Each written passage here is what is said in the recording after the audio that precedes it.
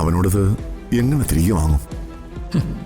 അവനെ പെരുവഴി ആധാരമാക്കിയതിന്റെ പിന്നില് ഞാനാടാ. നിന്റെ പദ്ധതിയൊന്നും നടക്കാൻ പോകുന്നില്ല. ആ ചേച്ചി സമാധാനിട്ടിരിക്കുക, ഞാൻ പോയിട്ടാം. സെന്റിമെന്റ്സ് എന്ന് പറയുന്ന ഒരു സംഗതി ഒരു രാഷ്ട്രീയക്കാരന്റെ ജീവിതത്തിൽ ഉണ്ടാകാനേ പാടില്ല. ഇതൊക്കെ തെമ്മാടിക്കൂട്ടങ്ങളുടെ സങ്കേതങ്ങളാ, അതിന് യാതൊരു സംശയവും ഇല്ല. എനിക്കറിയാങ്ങളെ. ഒരു പ്രാവശ്യം ഞാൻ മോനോട് പറഞ്ഞൊരു കാര്യമുണ്ട്, അത് ഒന്നുകൂടി ബലപ്പെടുത്താൻ ഒന്നുകൂടി പറയുക. മന്ത്രിയാവാനുള്ള ഒരു അവസരം ഒത്തു വന്നപ്പോ ആ പദവി ഏക മകനായ നിനക്ക് തന്നെ തരണമെന്ന് ശ്രീമതി അംബികാവർമ്മ പറഞ്ഞില്ല? പറഞ്ഞോ? മകനെ മറന്ന് അമ്മ ചാടിക്കേറി അങ്ങ് മന്ത്രിയായി. ഇതൊരു പകരം വീട്ടലാണെന്ന് കരുതിയാ മതി. അധികാരത്തിലേറുമ്പോ ഓർത്ത് രസിക്കാൻ ഇതൊക്കെ വേണം.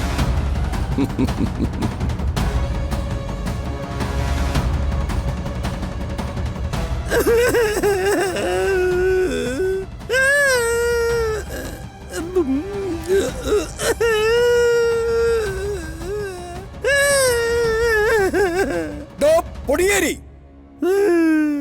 പൊടിയാടി, ഇതാ പൊടിയാടിയാ സർ.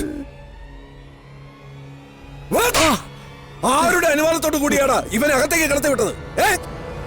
അയ്യോ സാറേ, അയാള് നിരപരാധിയാ. ഇയാളെ വെട്ടിച്ച് ഞാൻ അകത്തോട്ട് കയറിയത്. താനെന്തിനാ ഇതിനകത്തേക്ക് ഊളിയിട്ട് കയറിയത്? ദീപക് സാറിനെ കാണാനാ ഞാൻ വന്നത്. എന്നെ കാണാനോ? എന്തിന്? അംബിക മേഡം പോലീസ് ക്ലബിലല്ലേ? അപ്പോ ആ പോലീസ് സ്റ്റേഷന് ചുറ്റിലും ഞാനൊരു 10 ഓട്ടോയിൽ റൗണ്ട് അടിച്ചു കാണും അംബിക മേഡത്തിന് കാണാൻ വേണ്ടി. മന്ത്രി ആയാലും അല്ലെങ്കിലും ഞാൻ അംബിക മേഡത്തിന്റെ പി അല്ലേ, എനിക്കത് സഹിക്കൂ? വനിതാ പോലീസുകാരെല്ലാം കൂടി മേഡത്തിനെ വളഞ്ഞിട്ട് തല്ലി എല്ലൊടിക്കുന്ന എന്റെ പേടി. മതി മതി, അവരൊരു കള്ളക്കരച്ചില്. താൻ പോയ ഇവിടുന്ന്. ഞാൻ പോവൂല. മേഡത്തിനെ ചോദ്യം ചെയ്യുന്ന പോലീസ് സ്റ്റേഷന്റെ വാതൊക്കെ തറിയാനുണ്ടാവും. കൊല്ലൊക്കെ എന്നെ കൊല്ലട്ട്. സാറേ ഞാൻ പോവുകയാണ്. എന്റെ പല്ല്. താൻ അവിടെ നിന്നേ. ഞാൻ ഇങ്ങ് വാടോ. ഓ, തന്റെ പേരെന്താന്നാ പറഞ്ഞേ?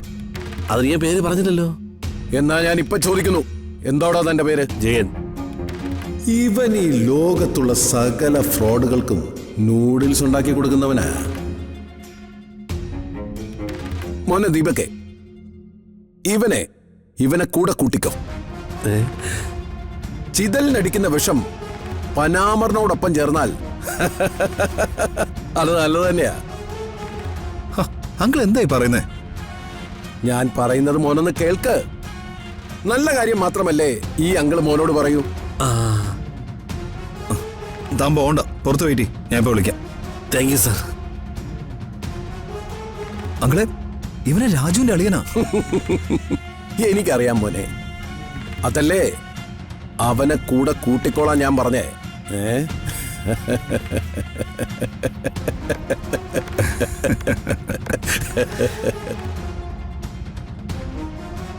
ഇതെന്താ ചേച്ചി ഇത്? സത്യത്തിൽ എന്താ സംഭവിച്ചത്? എനിക്കൊന്നും അറിയില്ല മോനെ. നിന്നോട് ഞാൻ നുണ പറയില്ലെന്ന് നിനക്ക് അറിഞ്ഞൂടെ? ചേച്ചി അത് പ്രത്യേകിച്ച് പറയണോ? അതെനിക്കറിയാം. എന്റെ പൊന്നനിയ, നിന്നെ രക്ഷിക്കാൻ വേണ്ടിയാ പാർട്ടി പറഞ്ഞപ്പോ ഞാൻ നിന്റെ കസേര കയറിയിരുന്നത്. നീ അസുഖം മാറി തിരിച്ചെത്തുമ്പോ നിന്റെ മന്ത്രി കസേര വേറെ ആരും കൊണ്ടുപോകാൻ ഇട വരുത്തരുത്. അതാ ഞാൻ ഓടുന്ന പട്ടിക്ക് ഒരു മുഴ മുന്നേ എറിയണമെന്ന പ്ലാനില് ആ കസേര കയറിയിരുന്നത്.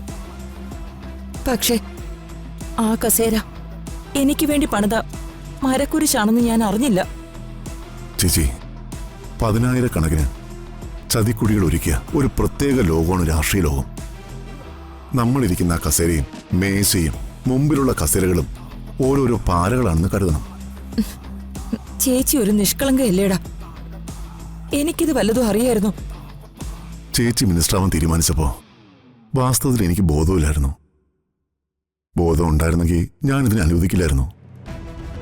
ബോധം ഉണ്ടായിരുന്നെങ്കിൽ അത്തരം സ്ഥാനമാനങ്ങളൊന്നും നീ എനിക്ക് തരില്ലെന്ന് എനിക്ക് നല്ല ബോധ്യമുണ്ടായിരുന്നു. അതല്ലേ നിന്നെ കിടത്താൻ ഞാൻ കൂട്ടുനിന്നത്. ചേച്ചിക്ക് ഈ ഭരണകാര്യങ്ങളിലൊന്നും നല്ല പരിചയമില്ല. ഇതുപോലുള്ള ചില ഏടാകൂടങ്ങളിൽ പോയി വീഴാതിരിക്കാൻ വേണ്ടിയാ ഞാൻ ജയനെ മാറ്റി നിർത്തിയിട്ട് രാജുവിനെ പിയാക്കാൻ പറഞ്ഞത്. അപ്പോ ചേച്ചി അവനോടുള്ള വൈരാഗ്യം വെച്ച് അവൻ അകറ്റി നിർത്തി. രാജു ചേച്ചിയുടെ കൂടെ എപ്പോഴും ഉണ്ടായിരുന്നെങ്കിൽ ചേച്ചി ഇതുപോലുള്ള ബർമുഡ ട്രയങ്ങളിലൊന്നും പോയി വീഴില്ലായിരുന്നു. ഒരു മതില് പോലെ നിന്ന് ചേച്ചിയെ രക്ഷിച്ചനവൻ. പിന്നെ ഒരു മതില്. ഞാൻ ഇതുപോലുള്ള പല ആപത്തുകളിലും പലപ്പോഴും ചെന്ന് പെടുമായിരുന്നു. അവിടെ നിന്നൊക്കെ എന്നെ രക്ഷിച്ചത് നമ്മുടെ രാജുവാ. ചേച്ചി, ഇതൊരു ചതി തന്നെയാ. പക്ഷേ ആരായിരിക്കും ഈ ചതിക്ക് പിന്നിൽ? ആ അനന്തപിള്ളയ്ക്ക് ഇതിലെന്തെങ്കിലും റോളുണ്ടോ? ഏയ്, അയാള് നിന്റെ മിത്രമായ ശേഷം എന്നോട് യാതൊരു ശത്രുതയും കാണിച്ചിട്ടില്ല. എന്നെ മന്ത്രിയാക്കാൻ തീരുമാനിച്ചപ്പോ എതിർത്തതുമില്ല. പിന്നെ ആരായിരിക്കും ഈ ചതിയുടെ പിന്നിൽ? ചേച്ചിക്ക് അറിയില്ല മോനെ. ഇലക്ഷനൊക്കെ വരുമല്ലേ, അത് മുന്നിൽ കണ്ട് ആരോ ഒരിക്കൽ ചതിയായത്. എന്തായാലും IG ലെവലുള്ള സുപ്പീരിയർ ഓഫീസേഴ്സ് ആയിരിക്കും ചേച്ചി ചോദ്യം ചെയ്യുക. ചേച്ചി സത്യസന്ധമായിട്ട് കാര്യങ്ങൾ പറയാം. ബാക്കി വരുന്നിടത്ത് വെച്ച് കാണാം. ഞാനിപ്പം മറ്റൊരു പ്രശ്നത്തിലാ ചേച്ചി. രാജുവും കുടുംബം ഇപ്പൊ പെരുവഴിയില്ല. ആ രുക്മിണിയില്ലേ, അവരാ വീട് ഒരു റൗഡി ഭാസ്കറിന് വിറ്റു. അവനോടത് എങ്ങനെ തിരികെ വാങ്ങും? അവനെ പെരുവഴി ആധാരമാക്കിയതിന്റെ പിന്നില് ഞാനാടാ. നിന്റെ പദ്ധതിയൊന്നും നടക്കാൻ പോകുന്നില്ല. ആ ചേച്ചി സമാധാനിട്ടിരിക്കുക, ഞാൻ പോയിട്ടില്ല.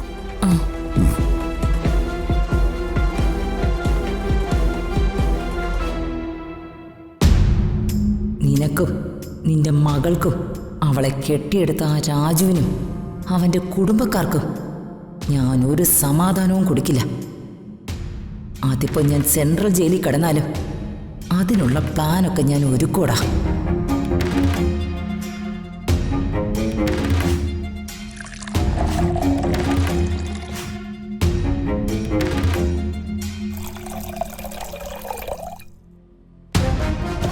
ആ എടുത്ത് അടിക്കടാ.